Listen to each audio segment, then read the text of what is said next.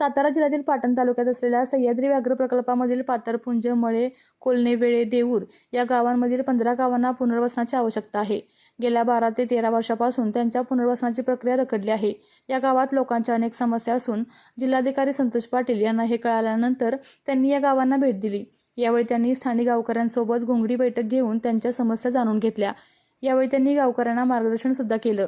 पुनर्वसन कायदा 1999च्या नुसार बंदी दिनांक मंजूर केलेला आहे. यामुळे आता या सर्व गावातील सर्व पात्र होणाऱ्या नागरिकांना पुनर्वसनाचे सर्व लाभ मिळणार आहेत, असं सांगून पुढील 15 दिवसांमध्ये संकलन यादी तयार करून या गावाच्या पुनर्वसनासाठी जागा निश्चिती आणि प्लॉट वाटप करून याला सुविधा देण्याचे काम यामध्ये निश्चित करण्यात येईल. तसेच बंदी दिनांक निश्चित झाल्यामुळे जोपर्यंत या कुटुंबाचा पूर्ण पुनर्वसन होत नाही तोपर्यंत यांना निर्वाह भत्ता दिला जाईल. हा निर्वाह भत्ता देण्यासाठी वन विभाग त्यांच्या मंत्रालयाकडे पाठपुरावा करून तो निर्वाह भत्ता देईल, असं सुद्धा जिल्हाधिकारी संतोष पाटील यांनी सांगितलं. सर, सह्याद्री व्याघ्र प्रकल्पातील काही गावांना तुम्ही भेटी दिलेल्या आहेत. नेमकं त्या लोकांच्या जे काही पुनर्वसनाचे विषय आहेत ते कशा पद्धतीनं त्याबाबत चर्चा झाली, काय सांगाल? नमस्कार.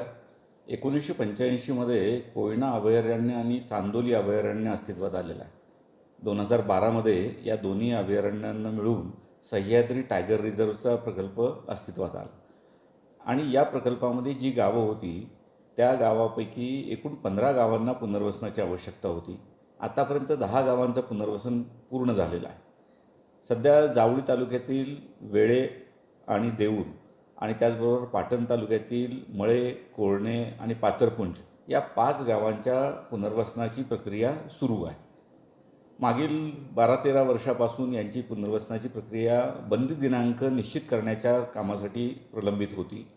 मागील वर्षभरामध्ये 3-4 बैठका झाल्या आणि त्याच्यानंतर माननीय विभागीय आयुक्त यांच्या मान्यतेने आपण डिसेंबर 2025 हा बंदी दिनांक निश्चित केलेला आहे आणि हा बंदी दिनांक आपण त्यांना पुनर्वसन कायदा 1999 याच्या अंतर्गत मंजूर केला असल्यामुळे आता या गावातील सर्व नागरिकांना जे पात्र होतील पुनर्वसनासाठी त्यांना पुनर्वसनाचे सर्व लाभ मिळणार आहेत. या गावातील नागरिकांची एक मागणी होती की मागील 15-20 वर्षापासून आम्ही ज्या भागामध्ये राहतोय तो भाग अतिशय दुर्गम आहे आणि सह्याद्री टायगर रिझर्वचं नोटिफिकेशन निघालेलं असल्यामुळे त्या गावांना आता सरकारी निधी खर्च केला जात नाही, इतर कुठल्याही साधनसुविधा त्या ठिकाणी उपलब्ध होत नाहीत आणि त्यामुळे त्या भागामध्ये अनेक अडचणींना त्यांना सामोरं जावं लागतं. या सर्व भागाची पाहणी करण्यासाठी वन्यजीव विभागाचे श्री किरण जगताप उपवन संरक्षक जे आहेत आणि त्याचबरोबर जिल्हा पुनर्वसन अधिकारी आणि सर्व संबंधित अधिकारी यांना घेऊन आम्ही भेट दिलेली आहे आणि या 3ही गावामध्ये सर्व गावकऱ्यांच्या समवेत आम्ही घोंगडी बैठका त्या ठिकाणी घेतलेल्या आहेत.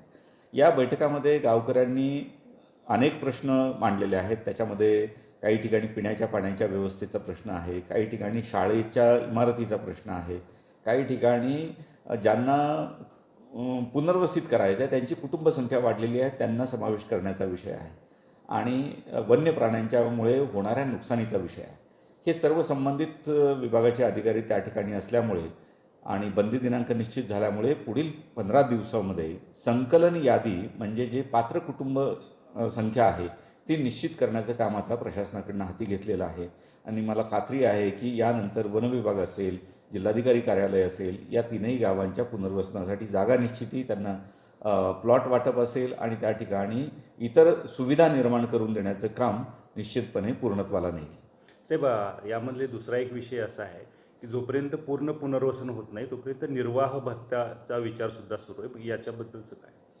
नाही, यापूर्वी बंदी दिनांक नसल्यामुळे निर्वाह भत्ता देण्याचा प्रयत्न झालेला नव्हता, परंतु आत्ता बंदी दिनांक निश्चित झालेला आहे आणि तेव्हापासून आत्ता गावकऱ्यांच्या मागणीप्रमाणे वन विभाग त्यांच्या मंत्रालयाकडे ही मागणी करणार आहे आणि ती मागणी मंजूर झाल्यानंतर त्यांना निर्वाह भत्ता देण्याची कारवाई करण्यात येईल. आपल्या तालुक्यातील जिल्ह्यातील बातम्या सर्वप्रथम पाहण्यासाठी आजच सातारा न्यूजला YouTube चॅनलवर सबस्क्राईब करा, लाईक करा, शेअर करा आणि बेल आयकॉन प्रेस करायला विसरू नका.